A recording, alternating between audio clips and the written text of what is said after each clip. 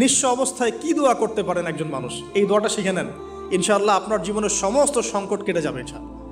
আমি নিজে ওই দোয়াটা বেশি বেশি করার চেষ্টা করি। দোয়াটা হচ্ছে, মুসা আলাইহিস সালাম একটা গাছের নিচে হেলান দিয়ে বসলেন, বসে দেখলেন দুইজন মেয়ে দাঁড়িয়ে আছে দূরে, পানি নিতে পারছে না, লোকজন পানি নিয়ে যাচ্ছে, ওরা দাঁড়িয়ে আছে বেচারি। মুসা আলাইহিস সালাম গিয়ে বললেন, কি সমস্যা আপনাদের? এটা নিয়ে আপনারা আবার মেয়েদের সাথে কথা বলার চেষ্টা করেন না, ঠিক আছে? তো মাহারাম গায়রা মাহারাম মেনে চলে। তারা বললেন যে আমাদের বাবা অনেক বৃদ্ধ মানুষ, আমরা পানি নিতে পারি না যতক্ষণ না আমাদের কম পানি নিয়ে চলে যায়। মুসা আলাইহিস সালাম তো একটু বললাম না, ফিজিক্যালি খুব স্ট্রং ছিলেন, থাকে না বডি বিল্ডার, সামনে গিয়ে কথা বলে সরব পানি নিতে দাও, তখন মানুষ একটু মূল্যায়ন করে না। তো মুসা আলাইহিস সালাম এভাবে পানি নিয়ে দিলেন এবং বাছুরদেরকে পানি পান করালেন, করিয়ে গাছের নিচে এসে বসে আছেন। বসে বসে তিনি দোয়া করছেন, এই যে দোয়াটা তিনি দোয়া করছেন, রব্বি, একটা নেক কাজ করলেন, নেক কাজ করলেন না, মানুষের উপকার করলেন, নেক কাজ করে এসে গাছের নিচে বসে দোয়া করছেন,